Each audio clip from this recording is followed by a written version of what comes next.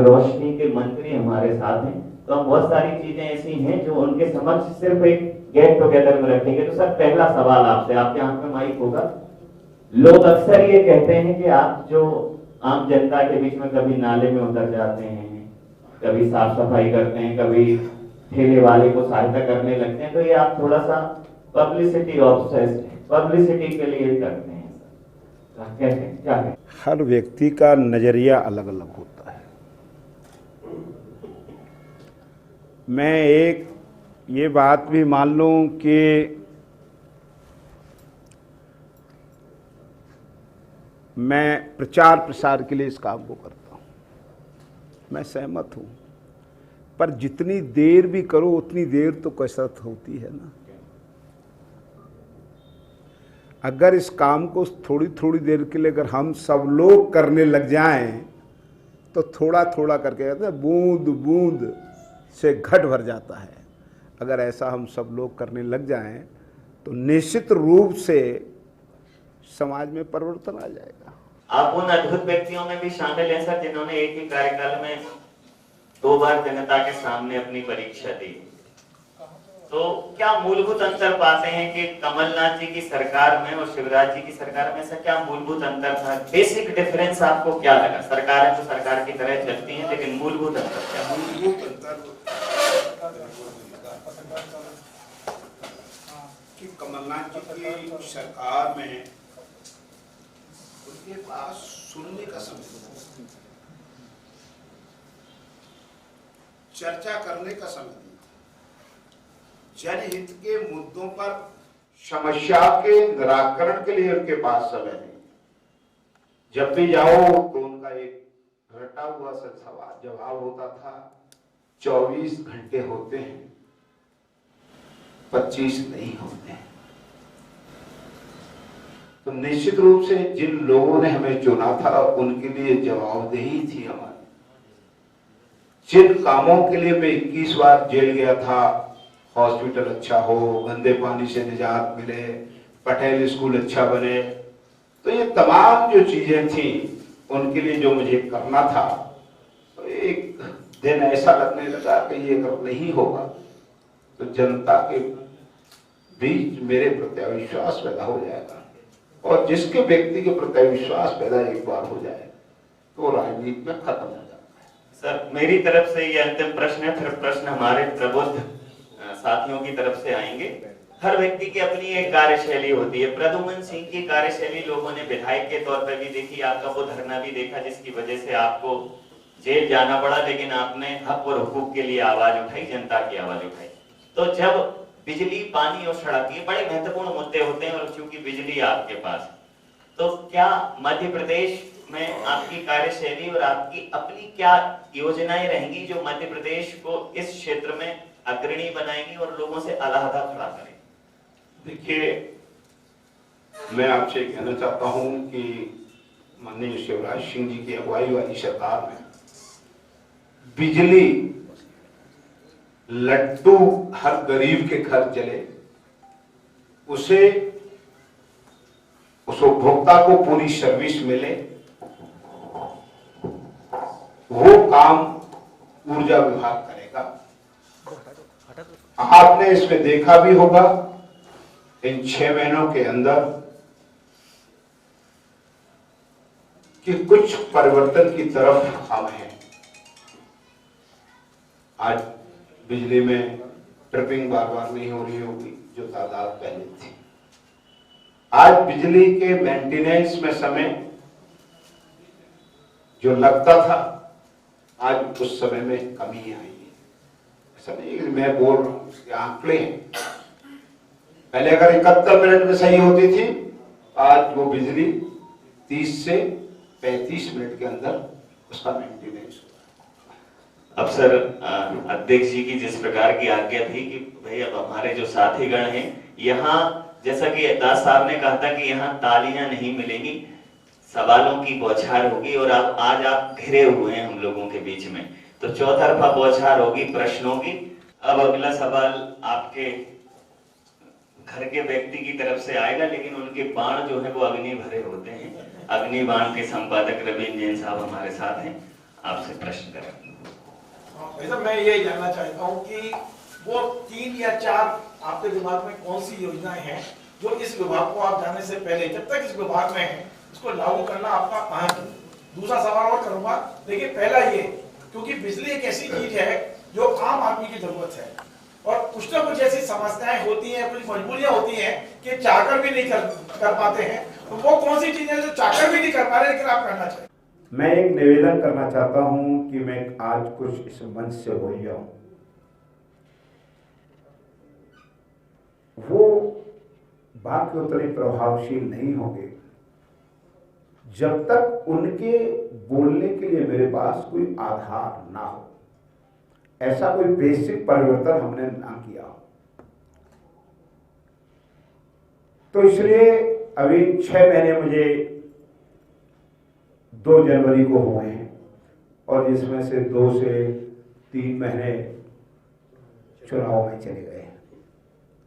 3 महीने का लगभग मुझे इसमें मिला है। इसमें बेसिक रूप से जो हमने जो देखा है कि अब बिजली कंपनी बन गई है। जैसे अगर कोई कंपनी है, मैं ही किसी कंपनी का अगर मालिक हूं, तो कंपनी का उद्देश्य होता है कि वो जो उपभोक्ता हमारे पास है उसको हम संतुष्ट करें, उसकी समस्या का समाधान समय पे करें, उसको अच्छी सर्विस दें जिससे वो प्रभावित होकर के बार बार हमारे पास आए। तो बिजली कंपनी का भी ये दायित्व है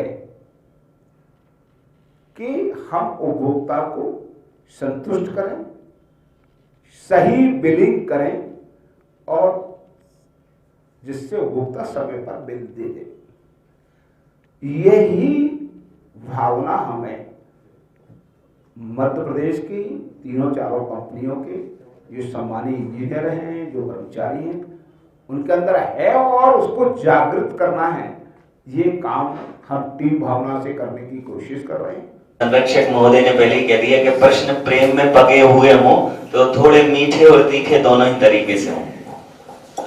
प्रदुम सिंह जी, कवि रवींद्र जैन जी ने जो पूछा कि आप नया कुछ करने का इरादा रखते हैं, तो अब ऊर्जा मंत्री के नाते आप इतना तो जान गए होंगे कि जब मध्य प्रदेश में बिजली बोर्ड था तो वो देश का सबसे नंबर 1 बोर्ड हुआ करता था।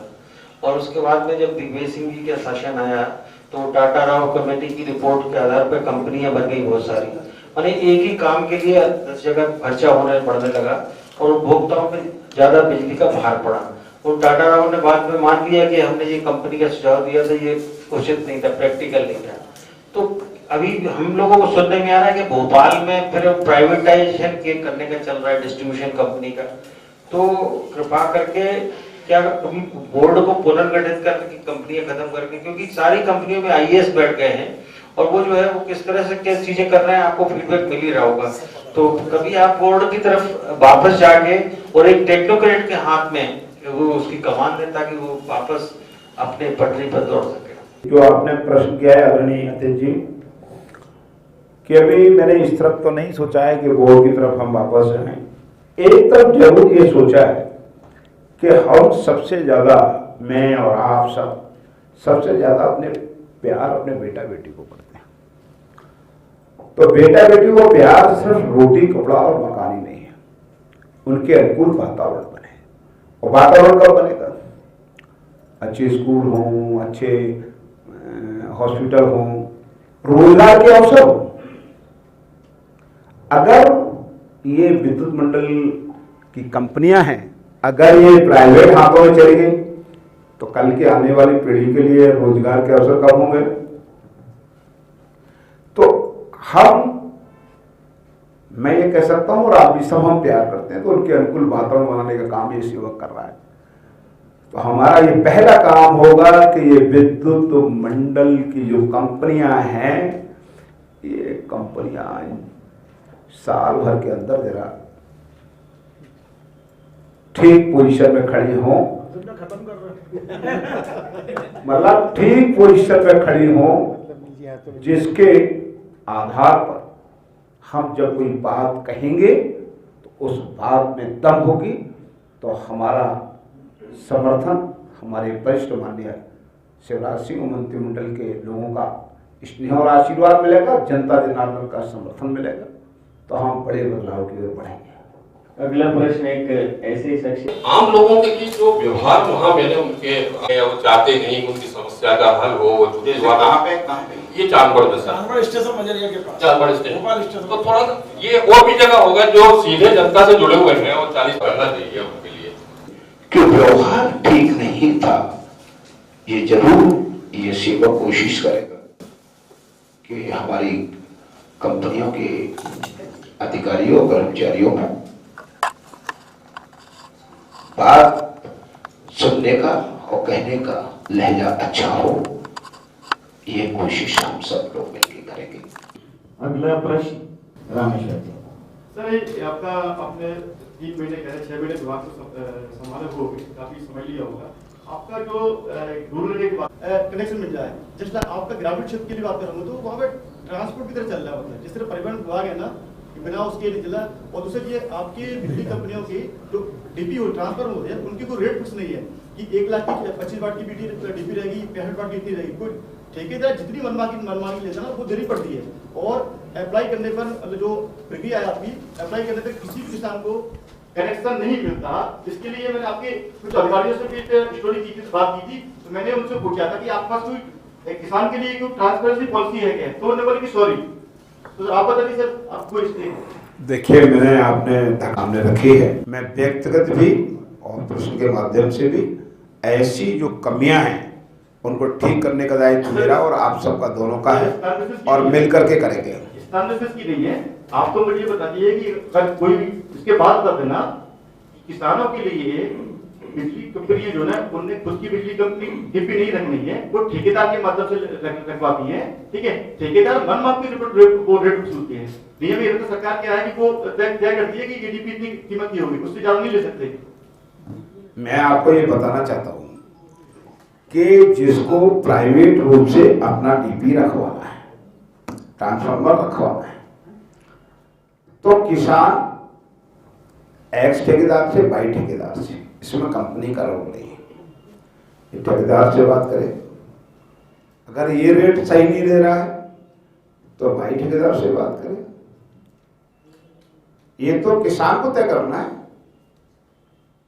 अगर इसमें ठेकेदार कोई गलती कर रहा है तो उसकी लिए, अगर उसके साथ 420 कर रहा है, फोर्जरी कर रहा है, तो उसके लिए पुलिस स्टेशन बना हुआ है।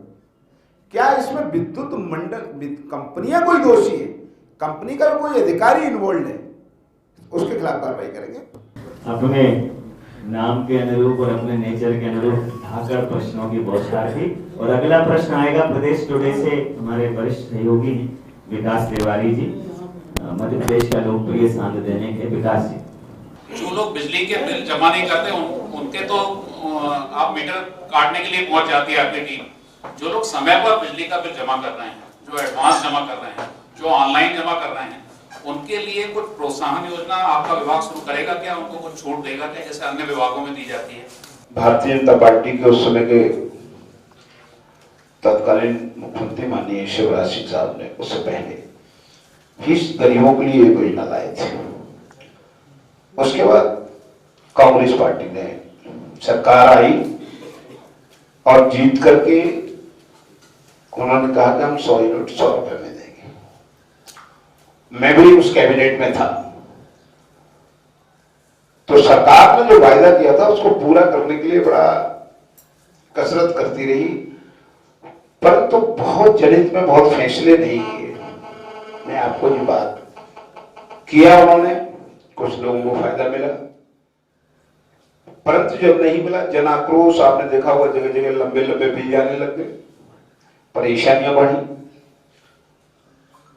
उसी दौरान राजनीतिक परिवर्तन भी हो गया और माननीय शिवराज सिंह जी की सरकार पुनः बन गई। मैं आपसे सिर्फ इतना जानना चाहता हूं, कहना चाहता हूं कि आप देखिए कि जैसे ही माननीय शिवराज सिंह जी की सरकार बनी, उन्होंने गरीबों की बात को समझा और यह फैसला लिया कि जो लंबे लंबे बिल 15 महीने के अंदर इकट्ठे हो गए थे, जो व्यवहार की कुछ गलतियों से हुए थे, उन्होंने कहा कि इन बिलों को फ्रीज कर दो, स्थगित कर दो। स्थगित कर दिया और नए बिल लेना शुरू किया। और आज जिन गरीबों के घर में 100 यूनिट बिजली आ रही है और 100 रुपए में बिजली मिल रही है और 98 लाख उपभोक्ता इस योजना का लाभ ले रहे हैं। ये तथ्य और रिकॉर्ड है प्रदेश। इसलिए ये तो भ्रमजाल कांग्रेस के नेता फैला रहे हैं, इसलिए इसको तो यहां खत्म करना है। दूसरी बात आपने कही है और मैं इसके लिए आपको साधुवाद भी दूंगा कि आपने कोई बात कही है, इस पर जरूर हम लोग आपस में चिंतन मनन करेंगे। अगला प्रश्न सेंट्रल प्रेस क्लब के जो बटप्रक्ष हैं उन्हीं की एक और शाखा है, हृदय धारवार जी, राष्ट्रीय हिंदी मेल से हैं। और हृदय धारवार जी मतलब धार वाला हथियार है तो बार भी उतना ही खतरनाक होगा। तो अगले प्रश्न के लिए तैयार रहिए सर। हृदय धारवार जी। सर मेरा सवाल है, थर्मल पावर स्टेशन में कोयले की रेट काफ़ी ज़्यादा होती है, ओवरलोडिंग होती है, शिकायतें मिलती हैं, रेलवे को भाड़ा देना पड़ता है, उसमें कमी कब होगी? और पावर प्लांट सारणी और चचाई में नए पावर प्लांट को लेकर क्या कार्य योजना है, कैसे बेहतर करेंगे? और पानी पर्याप्त है फिर भी वहाँ प्लांट शुरू नहीं हो पाए। फिर आप संज्ञान में लाए उसको हम दूर करेंगे। दूसरी बात आपने कही कि कोयले की,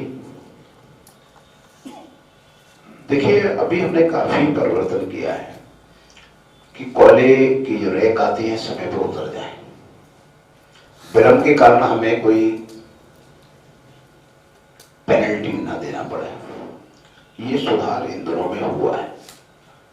ये प्रश्न थोड़ा सा पहले का है। अब जो परिवर्तन हुआ है, मैं तो ये भी मैंने कहा कि मैं 6 महीने बाद मिलूंगा, कहने की बात में मैं जो कहूंगा तथ्य के साथ कहूंगा और हल्के से बस चोट तगड़ी होगी। अगला और एक सवाल मेरा है, जो आपका नियामक आयोग है उसकी भूमिका क्या है? तो लोग कहते हैं सफेद हाथी है, जहाँ लोग जाते हैं आराम करने के लिए काम नहीं होता।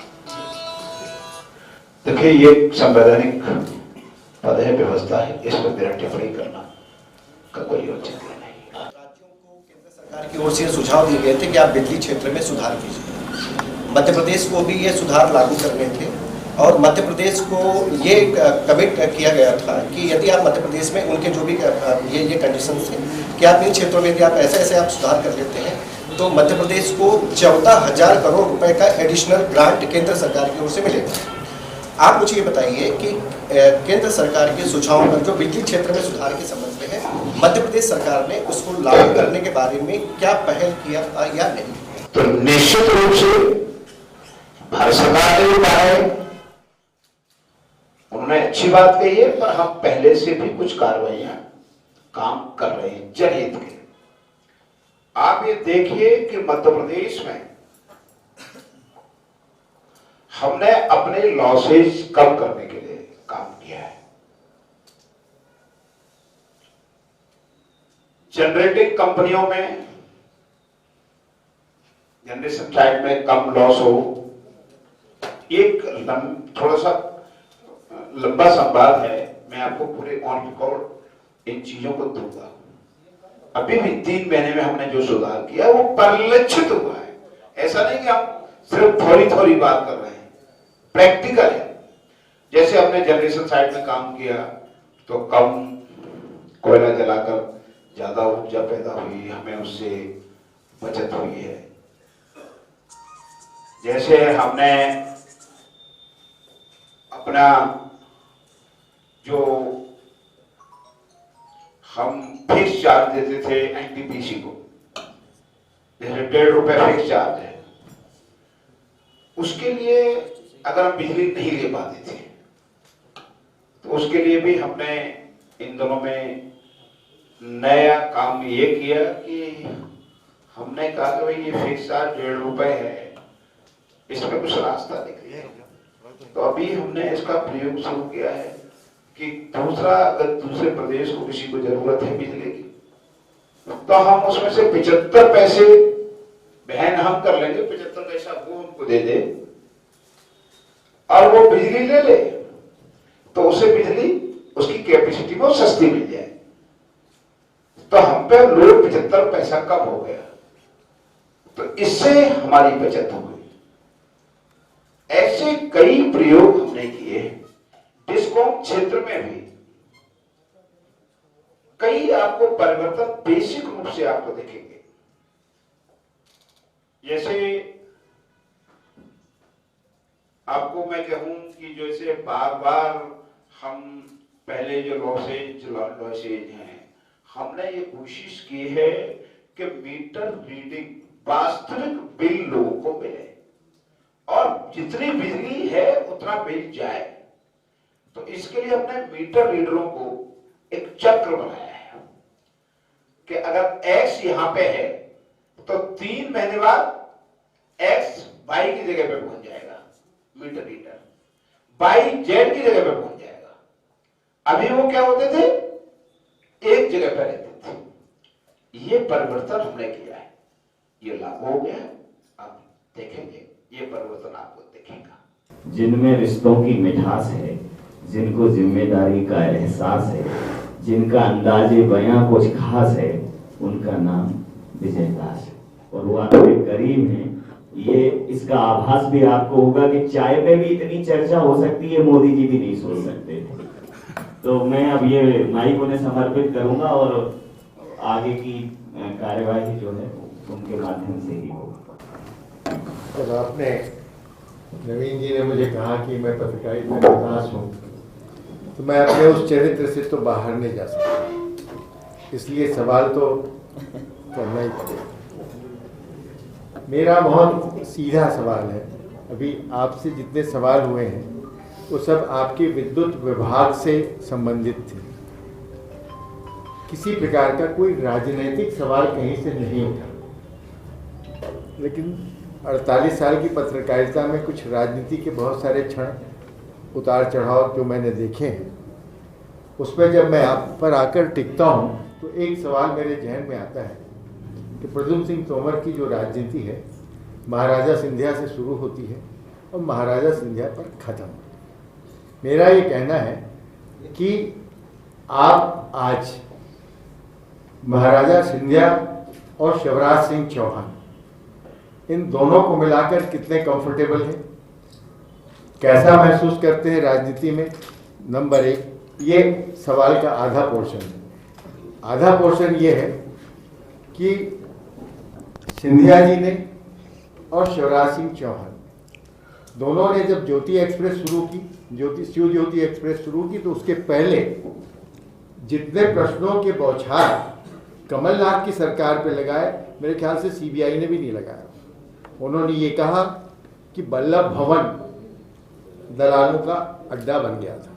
आप उस कैबिनेट में मंत्री भी थे। तो इन दोनों सवालों से मेरी राजनीति और उनके आरोपों से आपकी क्या सहमति असहमति है, आप खुले रूप में आप बयान कर सकते हैं। आदरणीय, आपने बहुत अच्छा प्रश्न किया है। मैं दोनों विशाल व्यक्तित्व को नजदीक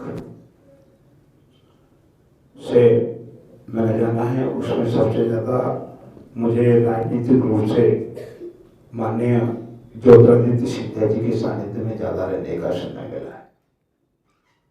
उनका उद्देश्य राजनीति एक साधन है समाज सेवा का, जिससे मैं काफी प्रभावित हूं और जो मैंने कई जगह ही नहीं अनेक बार उनके कामों से मैंने स्वयं ने देखा है। और इसके लिए वो खुद भी और दूसरों को भी प्रेरित करते हैं। और आप ये देखिए कि उनका स्वयं 2001 से जब राजनीतिक जीवन शुरू होता है और आज तक बेदाग छवि, जिस व्यक्तित्व के ऊपर कोई आरोप ना हो, अगर उस तरफ देखेंगे तो बेदाग छवि श्रीमद ज्योतिरादित्य सिंधिया। दूसरी बात, माननीय शिवराज सिंह जी जिनके सानिध्य में आए हुए मुझे 7 से 8 महीने हुए, 8 से 9 महीने हुए। 6 महीने में ये उनके कैबिनेट में काम करने का शुभ अवसर मिला है। मैं निश्चित रूप से गर्व के साथ कह सकता हूं कि जो मैंने पिछले 1 साल जिस व्यक्तित्व के पीछे एक साथ काम किया, उसमें काम करने के लिए उतनी छूट नहीं थी। छूट का मतलब संवाद नहीं होता था। साल भर में कभी कैबिनेट में बैठ करके कभी चर्चा नहीं हुई कि हमारे प्रदेश का स्वरूप क्या होगा। मैं अगर ये गलत कह रहा हूं, परंतु 6 महीने के अंदर मैंने देखा माननीय शिवराज सिंह जी की अगुवाई में कि प्रदेश की कैबिनेट 8 से 10 घंटे चली है और जिसमें चर्चा हुई है कि प्रदेश का विकास कैसे करें, हमारी क्या जिम्मेदारी होनी चाहिए। उनके अंदर पंडित दीनदयाल उपाध्याय का सोच को साकार करने की भावना है कि अंतिम पंक्ति के अंतिम व्यक्ति को सरकार की योजनाओं का लाभ मिल जाए, वो क्रियान्वयन हो जाए। वो छवि, वो दिल में पीड़ा मैंने माननीय शिवराज सिंह जी के अंदर देखी है। इसलिए दोनों व्यक्तित्व एक अपने आप में बेमिसाल है और भारतीय जनता पार्टी जो एक समाज सेवा जनता की करना चाहती है और राजनीति में एक उस अंतिम व्यक्ति को शासन की योजनाओं का लाभ पहुंचे मिले, उसके लिए काम कर रही है। एक पहला जवाब मैंने आपको ये दिया। दूसरी बात, आपने जो बात कही तो मैं उस कैबिनेट का साथी रहा हूं, तो आपको शायद ध्यान हो कि ये सेवक प्रद्युम्न सिंह तोमर खड़े होकर के इस कैबिनेट में कहता था कि जनता के हकों पर डाका नहीं डलने दूंगा। ये सब काम नहीं हुआ कमलनाथ जी।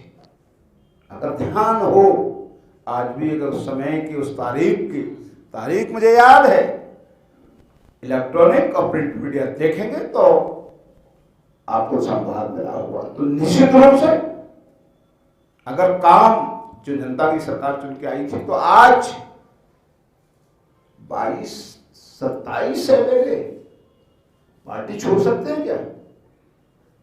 क्यों छोड़ी पार्टी? कांग्रेस पार्टी कहीं ना कहीं पार्टी, अब कुछ लोग कहेंगे कि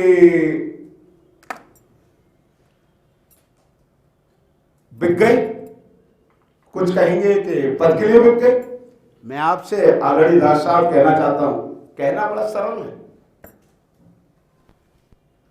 हम जनता के लिए जिसने हमें चुना था, जब उसकी आवाज हम नहीं उठा पा रहे थे तो हमारा कर्तव्य जनता के साथ खड़ा होना था कि कमलनाथ जी की कुर्सी को बचाने के लिए खड़ा होना था। हमने पद त्यागा जनता के हक के लिए।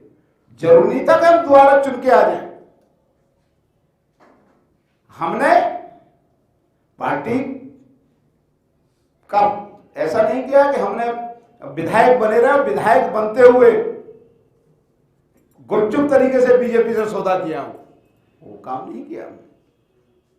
हमको लगा कि हम जनता के साथ अन्याय और अत्याचार हो रहा है, उसको हम सही तरीके से उस आवाज को हम नहीं उठा पा रहे, तो फिर हमने सबसे पहला कर्तव्य सुनहरा रास्ता चुना कि हम जनता की अदालत में जाएं, क्योंकि जनता की अदालत ही सबसे बड़ी अदालत है। उस अदालत को हमने फेस किया और जनता ने सिद्ध कर दिया कि हमारा निर्णय जनहित में था, तो जनता ने उस पर मोहर लगा दी। और महाराज सिंधिया जी के आरोप में दम है कि उस समय की सरकार वल्लभ भवन दलाली का अड्डा था। ये सिर्फ ज्योतिरादित्य सिंधिया नहीं कहते, ये मध्य प्रदेश की जनता ने सिद्ध कर दिया। ये आपके सामने